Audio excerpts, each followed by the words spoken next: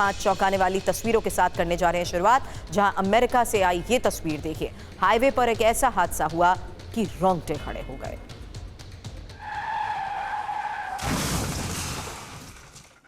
Highway पर दौड़ लगाती एक एसयूवी का टायर अचानक निकल गया। टायर बगल से गुजर रही एसयूवी से जा टकराया। इसके बाद जो हुआ वो वाकई चौंकाने वाला है। टायर की रफ्तार से एसयूवी बेकाबू हुई, वो कई फुट तक आसमान में उछली और फिर पलटी खाते हुए हाईवे पर आई। हादसे में इस एसयूवी के अंदर बैठे हुए लोग पूरी तरह घायल हो गए।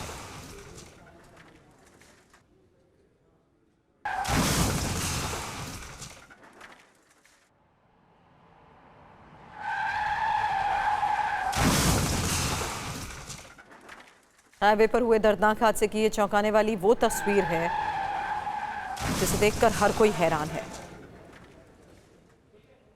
अब दूसरी खबर कैमरून से, जहां पर लैंडस्लाइड के एक मंजर ने लोगों को डरा दिया है।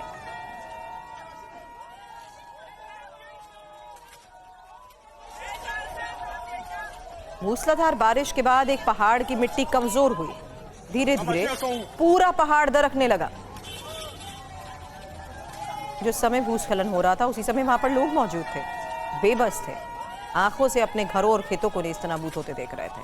इलाके में भी एक हाईवे है और जिस समय लैंडस्लाइड हो रहा था एक बस इसकी चपेट में आ गई। इस भूस्खलन से 4 लोगों की मौत हो चुकी है, जबकि 50 से ज्यादा लोग लापता बताए जा रहे हैं।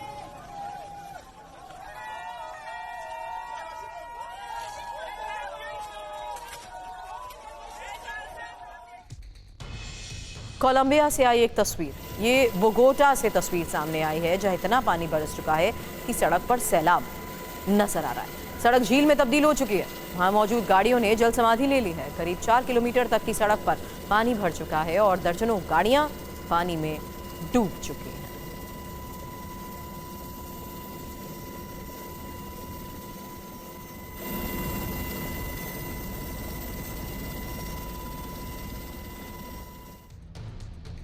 चौथी तस्वीर मध्य प्रदेश के ओरछा से, जहां पर एक पुलिस वाला 2 नाबालिग लड़कों के लिए देवदूत बन गया और नदी में नहाने गए झांसी के 2 लड़के अचानक गहरे पानी में डूबने लगे।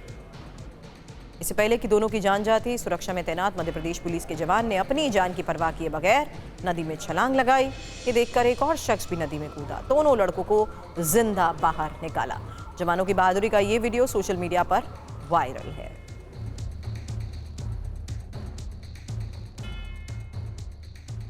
अब महाराष्ट्र के रायगढ़ से आई ये तस्वीर देखिए। एक पिकअप ट्रक समंदर में गिर गया। ट्रक एक नाव में माल लाद रहा था और ट्रक को बैक करते हुए ही उसका बैलेंस बिगड़ा और ये समंदर में गिर गया। हालांकि ड्राइवर की जान बचा ली गई।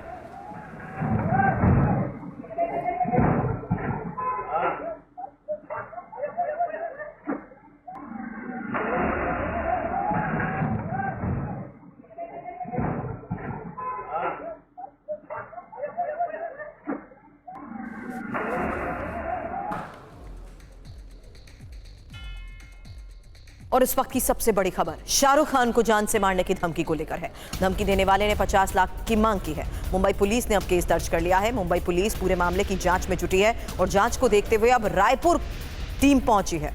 आपको बता दें, धमकी देने वाले की लास्ट लोकेशन रायपुर बताई जा रही है और सलमान के बाद शाहरुख को जिस तरीके से धमकी का ये पूरा मामला सामने आया है, किस तरीके से इस पूरे मामले को लेकर पुलिस एक्शन ले रही है और रायपुर कनेक्शन क्या है, इस बारे में जानकारी के लिए मेरे सहयोगी राजीव हमें ज्वाइन करेंगे। और शाहरुख खान को जान से मारने की धमकी का यह मामला बताया जा रहा है, जहां धमकी देने वाले ने 50 लाख की मांग की है और मुंबई पुलिस ने जिस तरीके से मामले पर केस दर्ज करने के बाद इन्वेस्टिगेशन शुरू की है।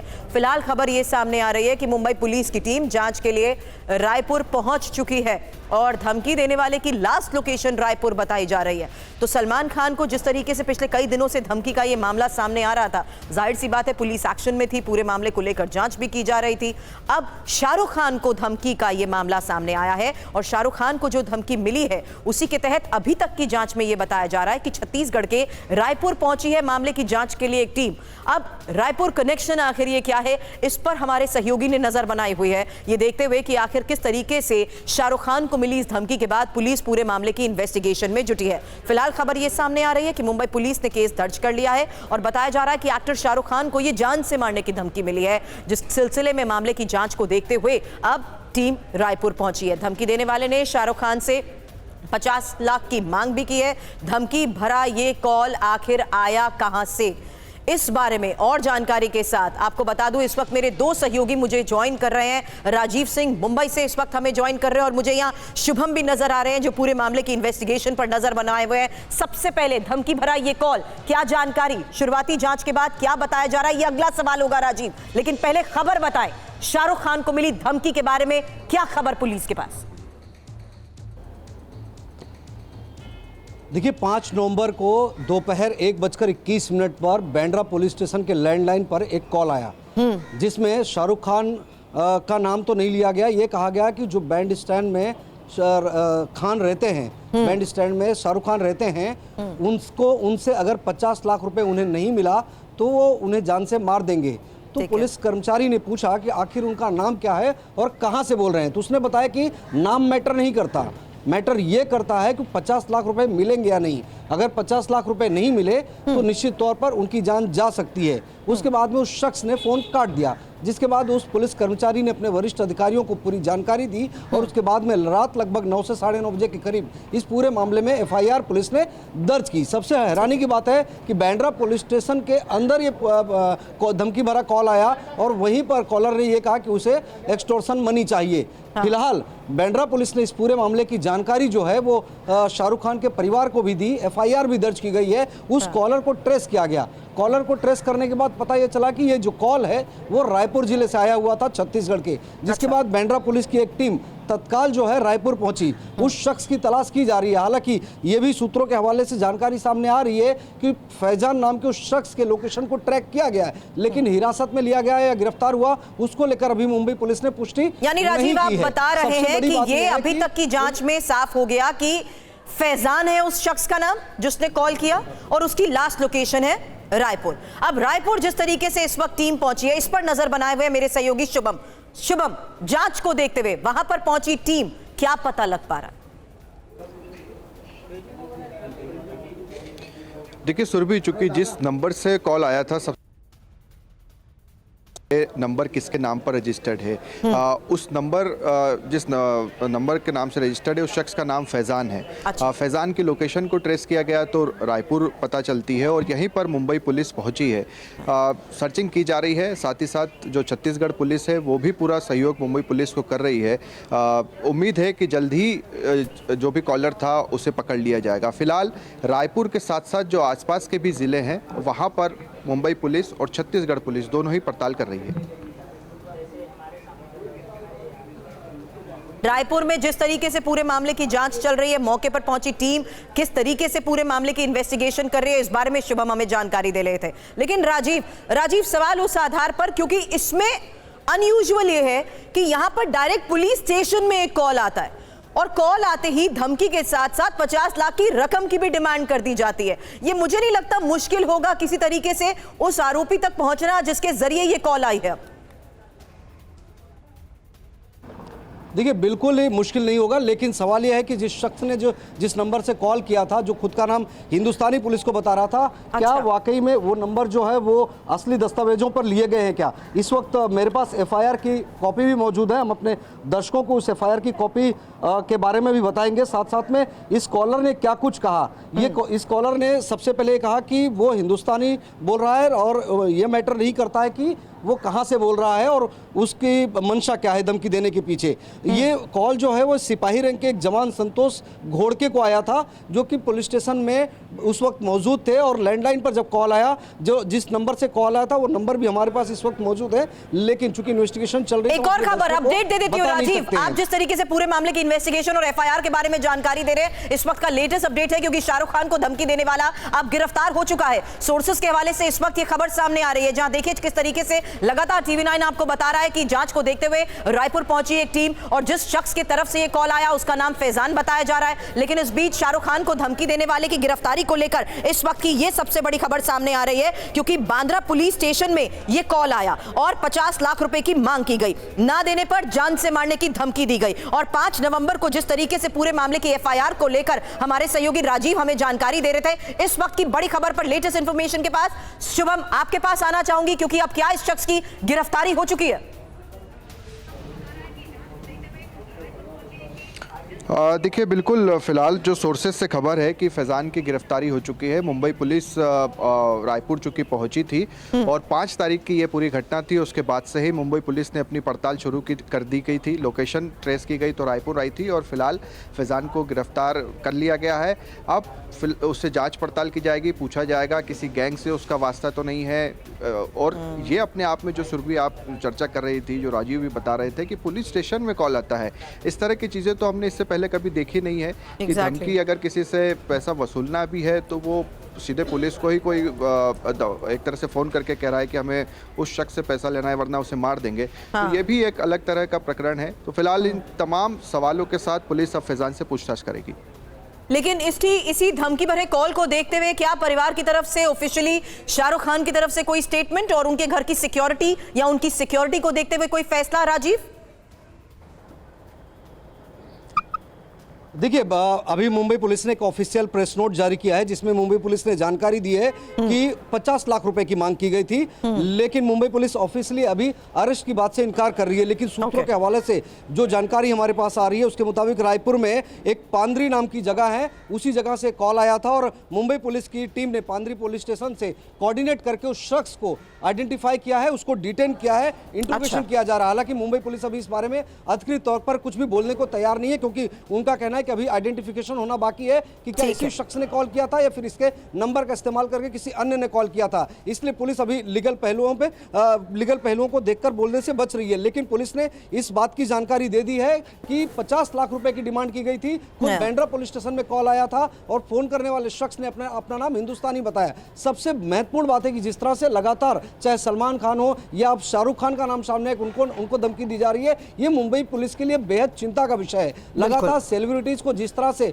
आए दिन कभी मुंबई पुलिस के ट्रैफिक कंट्रोल में कॉल आता है, कभी पुलिस स्टेशन में कॉल आता है, कभी उनके दफ्तर या घर पर कॉल आता है। ये इलेक्शन का समय चल रहा है, ऐसे में मुंबई पुलिस के लिए इस तरह की घटनाएं कहीं ना कहीं उनकी चिंता बढ़ाने वाली है। चलिए, मामले की इन्वेस्टिगेशन पर आप दोनों नजर बनाए रखें, आगे भी इस बारे में आपसे अपडेट लेंगे। शुक्रिया पूरी जानकारी के लिए। तो एक शख्स को डिटेन किया गया है, हालांकि लोकेशन जो कि ट्रेस की गई है पांड्री बताई जा रही है, जहां पर हमारे सहयोगी रायपुर पहुंची टीम के बारे में भी बता रहे थे। सोर्सेस के हवाले से खबर है कि एक शख्स की गिरफ्तारी हुई है, लेकिन जिस शख्स को अभी फिलहाल डिटेन करने के बारे में खबर आ रही है, आइडेंटिफाई किया जा रहा है कि क्या ये वही शख्स है जिसने कॉल किया पुलिस को और शाहरुख खान को देखते हुए ये धमकी भरी खबर सामने आई है। मामले पर आगे भी आपको अपडेट करेंगे। एक और बड़ी खबर का हम रुख कर रहे हैं, क्योंकि जम्मू कश्मीर में अब आतंकवाद के बढ़ते खतरे को देखते हुए भारतीय सेना लगातार अपने बेड़े में अब अत्याधुनिक हथियार, बेहतरीन उपकरण और गैजेट्स शामिल कर रही है। अब सेना ने एक ऐसे अत्याधुनिक एम्फिबियस वाहन ATORN-1200 के साथ हाई एंड ड्रोन को भी शामिल किया है। इसकी तस्वीरें आपके सामने होंगी। आपको बता दें, ATORN-1200 गाड़ी को मुश्किल टेरेन में आतंकी ऑपरेशन के दौरान पोजीशन लेने के लिए तैयार किया गया है। ATORN-1200 पानी, बर्फ, कीचड़ और यहां तक कि रेत पर भी तेजी से दौड़ सकती है। जमीन के साथ साथ पानी में भी दौड़ने की क्षमता है। इसे कश्मीर से लेकर उत्तर पूर्व के राज्यों के लिए मुफीद बनाया जा रहा है। आपको बता दें, ATORN-1200 के साथ साथ सेना में शामिल किया गया है हाई एंड ड्रोन। भारत में बना ये लॉजिस्टिक्स ड्रोन सेना की जरूरत को पूरा करने के लिए डिजाइन किया गया है। ये ड्रोन 52 किलोग्राम का है और 10 से 20 किलोमीटर तक की उड़ान भर सकता है। ये ड्रोन -20 डिग्री से लेकर 45 डिग्री तक के तापमान में भी काम करने में सक्षम है। अब सबसे पहले आपको सेना में शामिल ATORN-1200 की खूबी बताते हैं। संवाददाता अंकित भट्ट की ये रिपोर्ट देखिए। सेना को मिली नई व्हीकल के अंदर वो बैठे और ये रिपोर्ट भेजी। लगातार जम्मू कश्मीर में आतंकवाद के खिलाफ कई ऑपरेशन भारतीय सेना और सुरक्षा बल चला रहे हैं। वहीं लगातार भारतीय सेना की तरफ से जम्मू कश्मीर में खास तौर पे नई नई जो टेक्नोलॉजीज़ है वो इस्तेमाल किए जा रहे हैं, नए नए हथियार इस्तेमाल किए जा रहे हैं। आज हम आपको दिखाने जा रहे हैं भारतीय सेना के बेड़े में शामिल हुआ नया व्हीकल जिसका नाम है अटोर। इस व्हीकल की अगर बात की जाए, ये बेहद ज़्यादा ख़ास व्हीकल है और ये हाल ही में ही भारतीय सेना के बेड़े में शामिल हुआ है। ये स्पेशल मोबिलिटी व्हीकल है और इसकी अगर बात की जाए, यहाँ पर आप तस्वीरों में देखिए, यहाँ पे पायलट और को पायलट बैठ सकता है। ये पूरी तरीके से ब्लड प्रूफ गाड़ी है और इसकी सबसे ज़्यादा ख़ास बात ये है कि ये पानी में भी चल सकती है, ये ऊबड़ खाबड़ इलाकों में भी चल सकती है, ये स्नो बॉन्ड जैसे इलाकों में भी चल सकती है, क्योंकि जिस तरीके से लाइन ऑफ कंट्रोल के इलाके में कई जगहों पर बर्फ़बारी होती है, वहाँ पर इस गाड़ी का इस्तेमाल जो है वो किया जा सकता है। उसके साथ साथ मैं आपको एक और ख़ास बात दिखाने की कोशिश करूंगा। इस गाड़ी के अंदर भी लेने की कोशिश करेंगे हम। यहाँ पे अगर आप देखें कि यहाँ पर जवान जो है उनको यहाँ पर लेके जाया जा सकता है। यहाँ पर तकरीबन 9 जवानों के लिए बैठने की कैपेसिटी जो है वो यहाँ पर बनाई गई है। ये देखिए किस तरीके से ये वाहन है, ये पूरी तरीके से जवानों की सेफ्टी को देखते हुए भी रखी गई है। इसी गाड़ी के अंदर हम जाने की कोशिश करेंगे। ये देख सकते हैं आप, ये वो गाड़ी है जो भारतीय सेना के बेड़े में हाल ही में ही शामिल हुई है। पूरी तरीके से कंफर्ट गाड़ी है और पूरी तरीके से जो सेफ्टी है जवानों के लिए रखी गई है। ब्लड प्रूफ गाड़ी है। ये उन इलाकों में, क्योंकि आने वाले टाइम पे अब सर्दी भी पड़ने वाली है, कई जगहों पे बर्फ़बारी भी होगी और ऐसे में इस गाड़ी का इस्तेमाल जो है वो ख़ास तौर पे लाइन ऑफ कंट्रोल के इलाके में किया जा सकता है। इसके टायर आप देखिए, बिल्कुल अलग तरीके के टायर हैं। इसके अंदर भी जो ड्रम है वो बताया जा रहा है कि इसके अंदर ड्रम लगे हुए हैं। 50 लीटर तक के ड्रम जो है एक एक टायर में लगे हुए हैं और ये आम गाड़ी नहीं है, ये भारतीय सेना के बेड़े में शामिल हुई हाल ही में ही अटोर व्हीकल है और ये ऑल टेरेन व्हीकल भी इसे माना जाता है कि और ये हाल ही में ही भारतीय सेना के बेड़े में शामिल हुई है। अब मुश्किल हालात में काम करती हुई सेना तक हथियार और ज़रूरी सामान पहुंचाने के लिए डिज़ाइन किया गया एक ऐसा लॉजिस्टिक ड्रोन जो दुर्गम इलाकों में चंद मिनट में अपना ऑपरेशन पूरा कर देता है। संवाददाता अंकित भट्ट की एक और रिपोर्ट। तो आप तस्वीर में देख रहे हैं, ये भारतीय सेना के बेड़े में हाल ही में ही शामिल हुआ लॉजिस्टिक ड्रोन है। ऐसे तो कई ड्रोन्स आपने देखे होंगे, हेक्साकॉप्टर देखे होंगे, लेकिन इस ड्रोन की बेहद ज़्यादा खासियत है। वो खासियत क्या है वो हम आज आपको बताएंगे। TV9 भारतवर्ष पे एक्सक्लूसिव तस्वीरें आप देख रहे हैं लॉजिस्टिक ड्रोन की। ये भारतीय सेना के बेड़े में हाल ही में ही शामिल हुआ ड्रोन है। अगर इसकी खासियत की बात की जाए, ये तकरीबन 50 किलो तक जो पेलोड है वो अपने साथ उठा सकता है। 1 घंटे की पावर बैटरी है और उसके साथ 12 किलोमीटर तक जो है ये उड़ सकता है। वहीं इस ड्रोन की खास बात बताई जाए, ये मेड इन इंडिया ड्रोन है।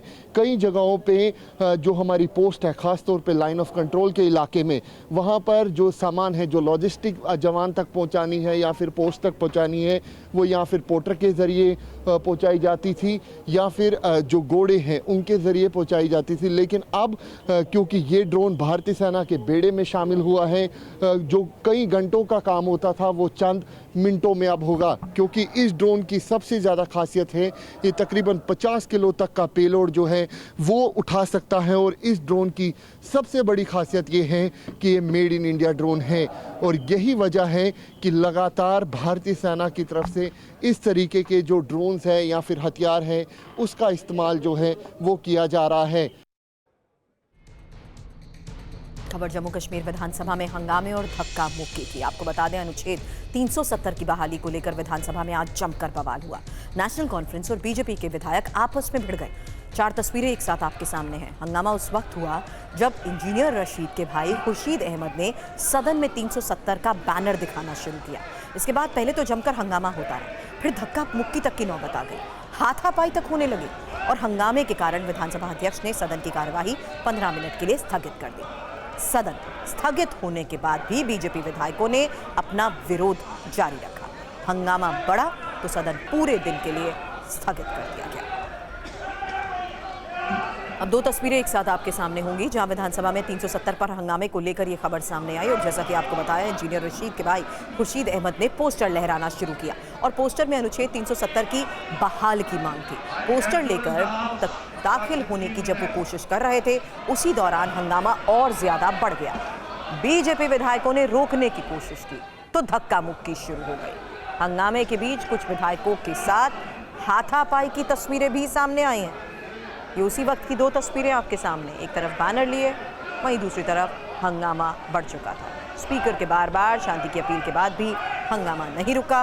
नतीजा ये हुआ कि सदन की कार्रवाई को 15 मिनट के लिए पहले स्थगित कर दिया गया। भारी हंगामे के बाद हाथापाई की नौबत जैसे ही आ गई, विधानसभा की कार्रवाई को ही स्थगित कर दिया गया।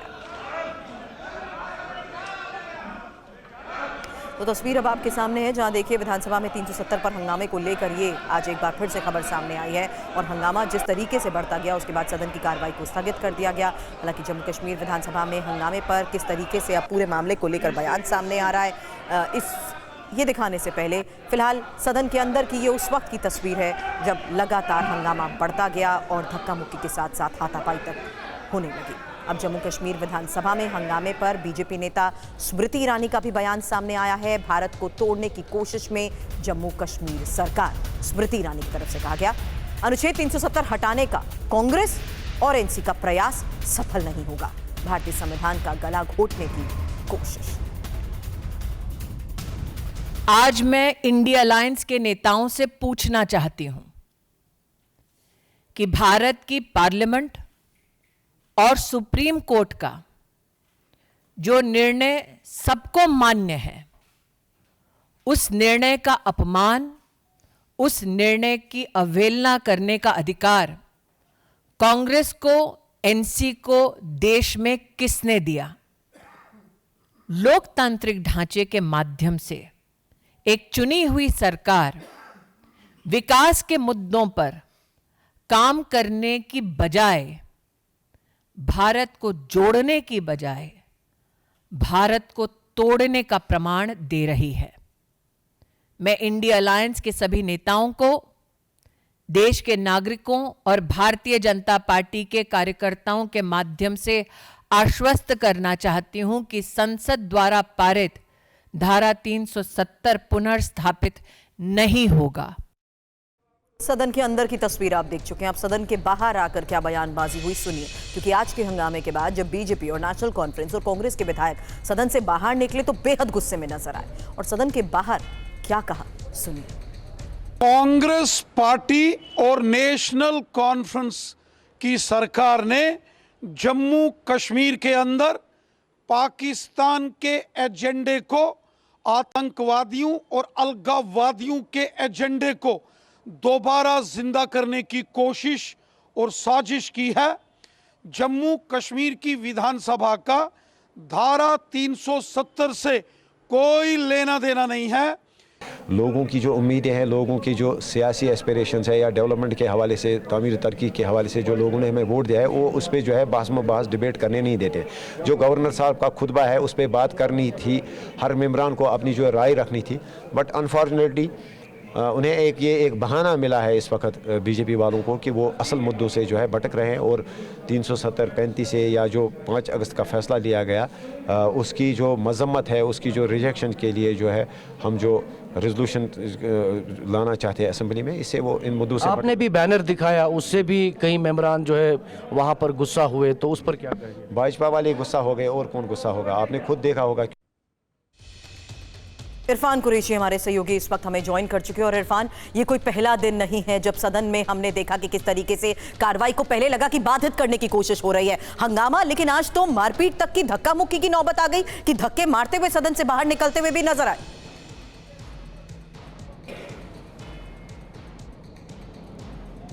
देखिए, बिल्कुल इस बात की बिल्कुल भी उम्मीद नहीं थी कि मारपीट और धक्का मुक्की पर बात पहुंचेगी। हाँ। क्योंकि कल जब नेशनल कॉन्फ्रेंस की तरफ से रेजोल्यूशन लाया गया, उसे जो है सदन में पास किया गया विद मेजॉरिटी, उसके बाद ही भारतीय जनता पार्टी के जो सांसद हैं उन्होंने जो है विधायकों ने यहाँ पर उसका विरोध किया और लगातार कहा कि जम्मू कश्मीर में इस तरह का जो रेजोल्यूशन है वो अनकॉन्स्टिट्यूशनल है और भारतीय जनता पार्टी इसका लगातार विरोध करेंगी।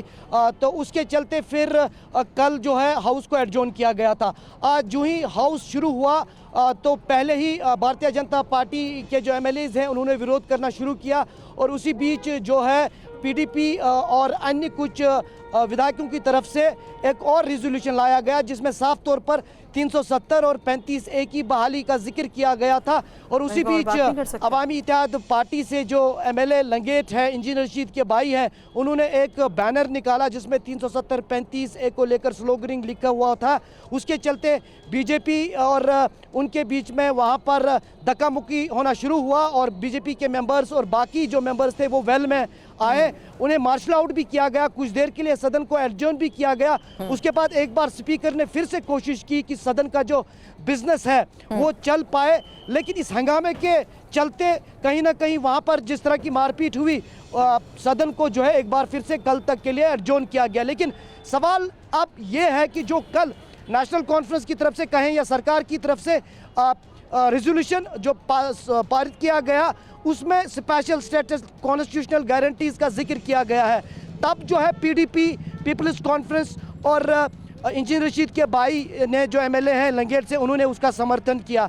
लेकिन आज एक और रेजोल्यूशन आया जिसमें उनका ये मानना था कि स्पष्टीकरण जो है कल के रेजोल्यूशन में नहीं था, उनमें उन्हें काफ़ी डाउट्स थे और कहीं ना कहीं स्कोप था उस रेजोल्यूशन में जिसमें कि 370 और 35A जैसे प्रोविजन जम्मू कश्मीर को दोबारा नहीं मिलते। लेकिन भारतीय जनता पार्टी का ये मानना है कि security of land and jobs और बाकी जो चीज़ें हैं वो प्रोविजंस पहले ही सरकार ने जम्मू कश्मीर में रखे हुए हैं और ये नेशनल कॉन्फ्रेंस की लगातार सदन में जो है असल बिजनेस न करने की कोशिश है, लोगों के साथ जो वादे किए हैं। बिल्कुल, आज की नौबत के साथ साथ क्यों इसको लेकर लगातार हंगामा हो रहा है इस बारे में इरफान ने बताया। फिलहाल नजर बनाए रखें हालात पर, आगे भी आपसे अपडेट लेंगे। इरफान, शुक्रिया पूरी जानकारी के लिए।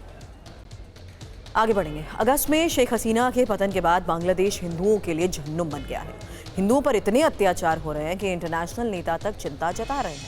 ताज़ा मामला समुद्र तट से लगे शहर चटगांव से है। चटगांव में हिंदू आबादी पर दोहरा प्रहार हो रहा है।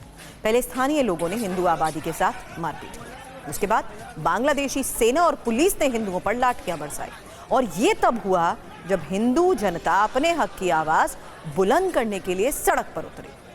हिंदू आबादी बांग्लादेश की बहुसंख्यक आबादी के कुछ कट्टरपंथियों का विरोध कर रही थी, लेकिन तभी प्रदर्शनकारियों पर जुल्म ढाए गए। अब बड़ी खबर बांग्लादेश के चटगांव में ही हिंदू आबादी पर हुए हमले को लेकर है, जहां प्रदर्शन कर रहे लोगों को कैसे निशाना बनाया गया उसकी तस्वीरें सामने आ चुकी हैं। जमाते इस्लामी ने हिंदुओं को कैसे टारगेट किया, पहले ये तस्वीर देखिए।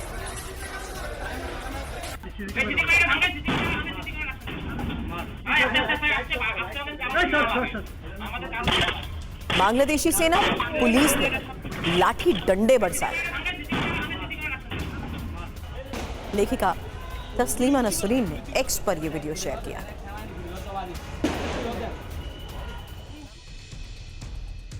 अब जानिए पूरा मामला है क्या और कैसे बांग्लादेश में एक बार फिर हिंदुओं पर अत्याचार की खबरें आ रही हैं। डिटेल में इंफॉर्मेशन आपके सामने, क्योंकि घटना 5 नवंबर की है, जब कट्टरपंथी इस्लामिक समूह जमाते इस्लामी के एक सदस्य उस्मान अली ने सोशल मीडिया पर एक पोस्ट लिखा। उस्मान अली के इस पोस्ट में हिंदू धर्म और इस्कॉन के खिलाफ अपमानजनक बातें लिखी गई थी। इसे पढ़कर हिंदू आबादी का खून खौला। सैकड़ों हिंदू जमा हुए, उस्मान अली की दुकान के बाहर जमा हो गए और नारेबाजी करने लगे। इसी के जवाब में जमाते इस्लामी के लोग भी जमा होना शुरू हुए और हिंदू आबादी पर हमले को अंजाम देना शुरू किया। हिंदुओं को मारा जाने लगा, पीटा जाने लगा। बवाल बढ़ा तो मौके पर बांग्लादेशी सेना और पुलिस के जवान तक आ गए। इन जवानों ने भी जमाते इस्लामी का पक्ष लिया। वहां मौजूद हिंदुओं पर लाठी डंडे बरसाए, हिंदुओं को दौड़ा दौड़ा कर पीटा। कुछ हिंदुओं की दुकानों को भी निशाना बनाया गया और सिर्फ इतना ही नहीं, विरोध प्रदर्शन के दौरान वहां जमा हुए 582 लोगों के खिलाफ केस दर्ज किया गया है। 39 लोगों की गिरफ्तारी हुई है। लेखिका तस्लीमा नसरीन ने इस बवाल का वीडियो सोशल मीडिया पर अपलोड किया। लिखा, चटगांव में हिंदू बनाम सिख।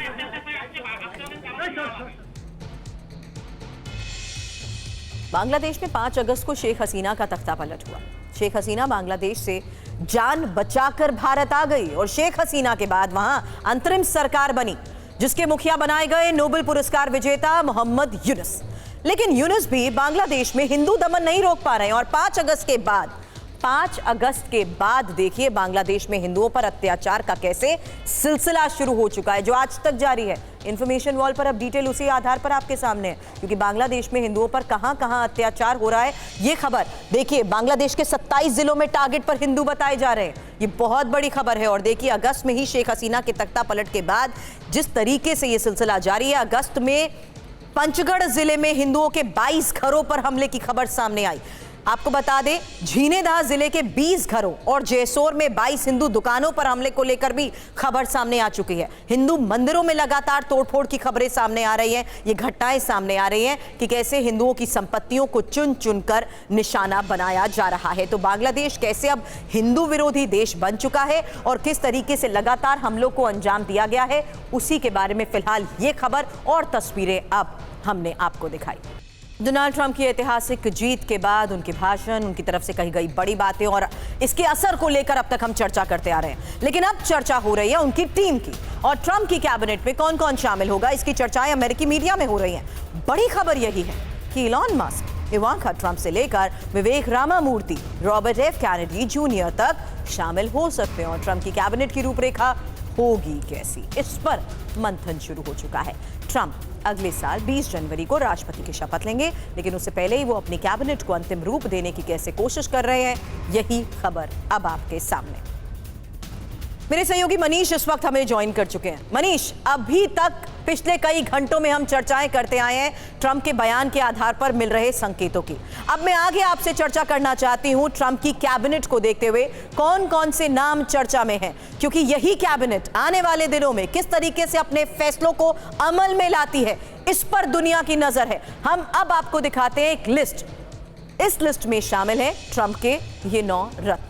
हालांकि ये इंफॉर्मेशन आपके सामने है, जहां रॉबर्ट एफ कैनेडी जूनियर स्वास्थ्य विभाग संभाल सकते हैं और इलॉन मस्क अर्थव्यवस्था या प्रौद्योगिकी की जिम्मेदारी संभव बताई जा रही है। और ये आने वाले 4 साल में किस तरीके से ट्रंप की आंख, कान और नाक होंगे, ये वो नाम आपके सामने है। इवांका ट्रंप राष्ट्रपति के सलाहकार बनाया जा सकता है और राष्ट्रपति का सलाहकार बनाया जा सकता है जेराड कुशनर को भी। एक और नाम अब आपके सामने रखते हैं फिलहाल, माइक पॉम्पियो, क्योंकि रक्षा मंत्री ये बनाए जा सकते हैं, जबकि रिचर्ड ग्रेनेल राष्ट्रीय सुरक्षा सलाहकार बनाए जा सकते हैं। तो ट्रंप की इस कैबिनेट को देखते हुए मार्को रूबियो के साथ साथ सुसी वाइल्स का नाम भी सामने है। सुसी वाइल्स चीफ ऑफ स्टाफ बनाई जा सकती हैं, जबकि विदेश मंत्री के तौर पर नाम सामने आ रहा है मार्को रूबियो का। तो डोनाल्ड ट्रंप के 9 रत्नों में आखिरी नाम आपके सामने विवेक रामास्वामी का, जो कि अर्थव्यवस्था से जुड़ा पद संभाल सकते हैं, ये साफ तौर पर संकेत मिल रहे हैं। अब ये 9 रत्न जिस लिहाज से इसको लेकर फैसले हो रहे हैं मनीष, वहां क्या हेडलाइंस बनी हुई हैं ट्रंप की इस कैबिनेट को लेकर?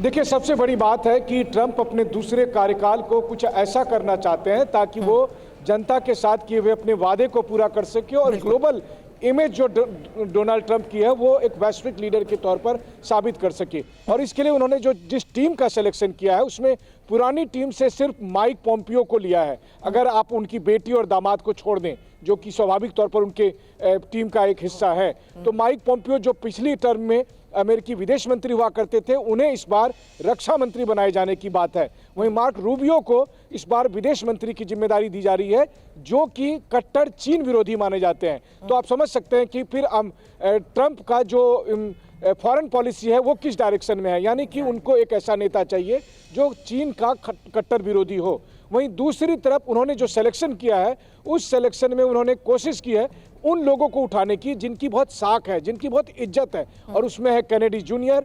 और अरब के कैनेडी जूनियर हेल्थ के मामले में बहुत वोकल रहे हैं, पूरी दुनिया में उनकी इज्जत की जाती है।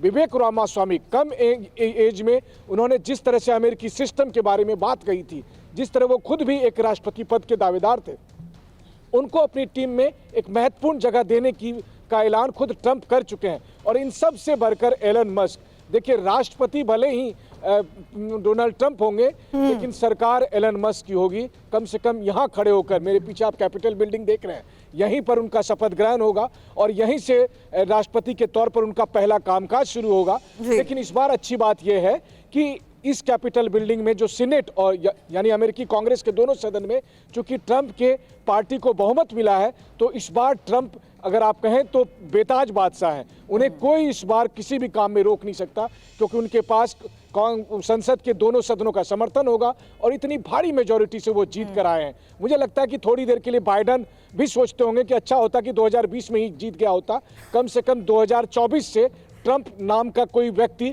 अमेरिकी सिस्टम के सामने खड़ा नहीं होगा। लेकिन इस सिस्टम को देखते हुए जो फैसले लिए जा रहे हैं वो किस तरीके से हेडलाइंस बन रहे हैं, इस बारे में थोड़ी देर बाद आपसे बात करूंगी। सुबह के 4 बज रहे हैं, थोड़ी देर के लिए आपको वहां मैं विराम देना चाहती हूं और बड़ी खबरें इस बीच बता देती हूं, क्योंकि यहां पर ट्रंप के फैसले और उनके ऐलान को देखते हुए उनकी फॉरेन पॉलिसी का तो हम जिक्र कर चुके हैं, क्या वॉर पॉलिसी भी है? ये बात मैं इसलिए कर रही हूं क्योंकि ट्रंप की जीत पर पुतिन ने बधाई ही नहीं दी है और क्रेमलिन प्रवक्ता दिमित्री पेस्कोव ने कहा जीत पर ट्रंप को बधाई नहीं देंगे पुतिन। जंग में यूक्रेन के साथ अमेरिका शामिल है।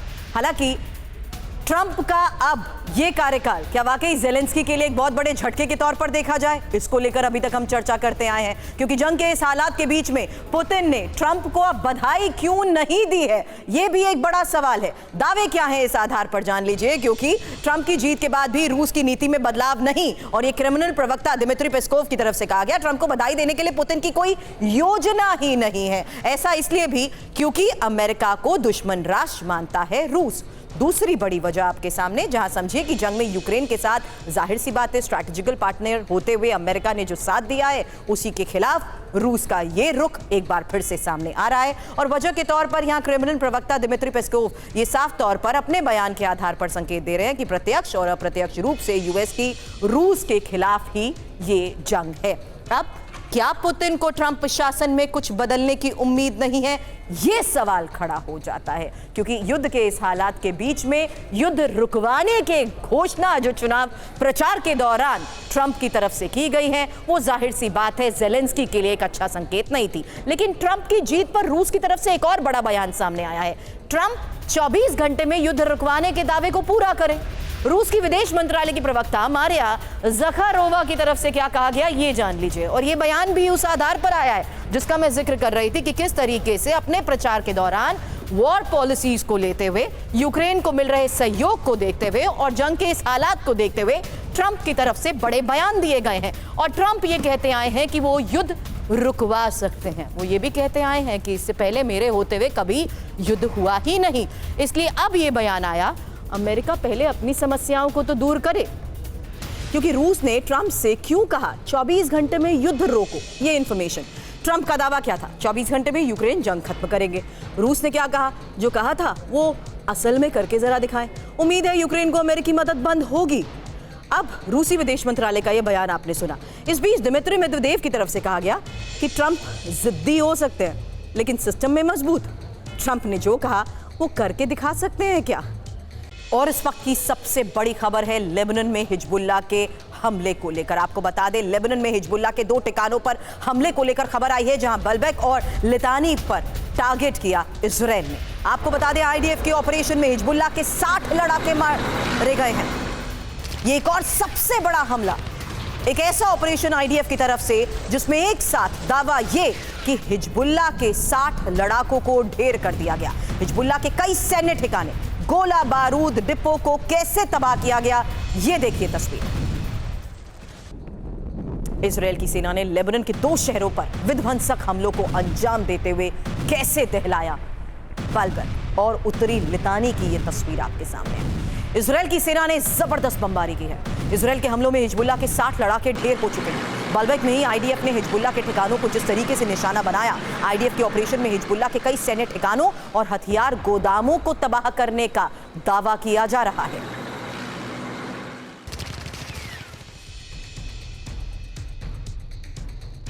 कल ही डोनाल्ड ट्रंप अमेरिका के राष्ट्रपति चुने गए हैं और आज ही इजरायल ने लेबनान पर बड़े हमले को अंजाम दे दिया है। इंफॉर्मेशन, लेबनान का ये रण हिजबुल्लाह से जंग, क्योंकि अब ट्रंप के राष्ट्रपति चुने जाने के बाद ये सबसे बड़ा अटैक बताया जा रहा है। आईडीएफ का हिजबुल्लाह के खिलाफ ग्राउंड ऑपरेशन तो पिछले कई दिनों से जारी है, लेकिन अब जिस तरीके से हमलों को अंजाम दिया गया, खबर आई कि बलबेक और लितानी में ये आमने सामने की जंग हो रही है और बलबेक में ही हिजबुल्लाह के 20 ठिकानों पर हमले की ये तस्वीर इस वक्त हम आपको दिखा रहे हैं। मेरे सहयोगी सुमित चौधरी इस वक्त स्टूडियो में मेरे साथ हैं और सुमित वो ग्राउंड रियलिटी बेरूत में खुद विटनेस कर चुके हैं। लेबनान के इस गढ़ में उस वक्त सुमित मौजूद थे जब आईडीएफ ने इन ग्राउंड ऑपरेशंस की शुरुआत की थी, लेकिन आज की टाइमिंग सुमित इसलिए मेंशन कर रही हूं क्योंकि इजराइल नेतन्याहू के साथ हुई बातचीत ट्रंप की और इजराइल को मिल रहा अमेरिका का यह सपोर्ट जो अब ट्रंप की तरफ से मिलेगा, क्या यह उसी का नतीजा है?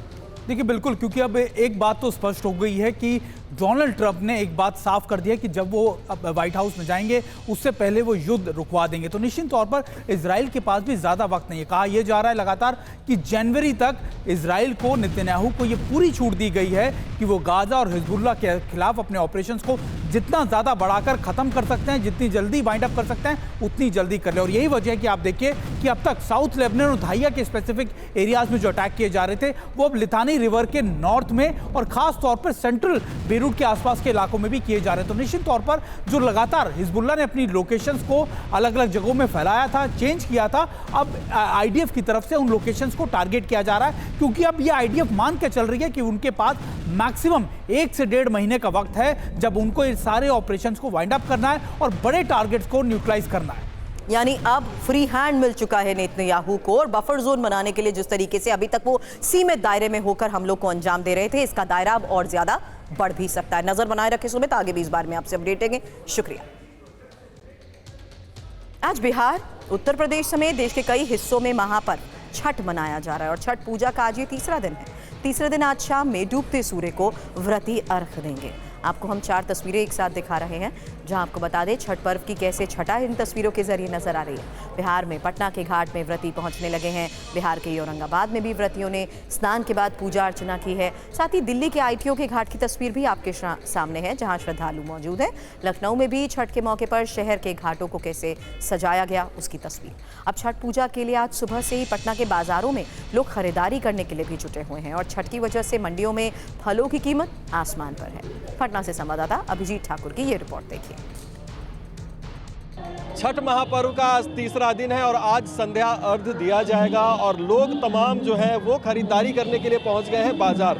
फल फ्रूट का विशेष महत्व होता है। सबसे ज़्यादा भीड़ यहाँ पर फल फ्रूट के मार्केट में देखी जा रही है। आप देख सकते हैं कि गन्ने का भी अपना एक महत्व होता है छठ के समय और तमाम चीज़ों के कीमतें भी यहाँ पर बढ़ती हुई नजर आती हैं क्योंकि डिमांड बहुत ज़्यादा होती है। इस वक्त हम लोग पटना के एक मंडी में मौजूद है जहाँ पर कि फल और सब्जियों की मंडी है और यहाँ पर भीड़ आप देख लीजिए, जहाँ भी आपकी नज़र जाएगी लोग दुकानों पर खरीदारी करते हुए आपको दिख जाएंगे। जितने तरह के फल फ्रूट वो प्रसाद में चढ़ा सकते हैं वो कोशिश करते हैं कि वो चढ़ाएं। भैया क्या भाव चल रहा है यहाँ पे अभी तो 100 रुपये में 2 पीस दिए हमको। 100 रुपये में 2 पीस। और आम दिनों में कितने का मिल जाता है? आम तो मान लीजिए हम लोग गांव में लेते हैं तो 60 रुपये में 6 पीस ले लेते हैं। यहाँ पर महंगा है थोड़ा। क्या क्या चीज़ें खरीद रहे हैं आप लोग आज यहाँ पर? खरीद रहे हैं और शरीफा और ये सब खरीद छठ के लिए। आप तो गृहिणी हैं, लोग हमेशा खरीदारी करते रहते होंगे। छठ का क्या विशेष प्रभाव है? कुछ ज़्यादा महंगी लग रही है? हाँ, महंगी सामान तो महंगी लग रही है। जैसे कि आपकी मूली 80 रुपये किलो बिक रही है। ये बताइए केला एक पूरा कितने का आ रहा है? केला पूरा 700 रुपया पड़ेगा। मंडी में कीमतें हैं वो बढ़ी हुई है लेकिन उसके बावजूद चूंकि मौका छठ का है तो वो खरीदारी अवश्य करेंगे और जितनी ज़्यादा वैरायटी हो सकती है उतनी ज़्यादा लोग खरीदने की कोशिश कर रहे हैं। TV9 भारतवर्ष के लिए कुणाल के साथ पटना बिहार से मैं अभिजीत ठाकुर।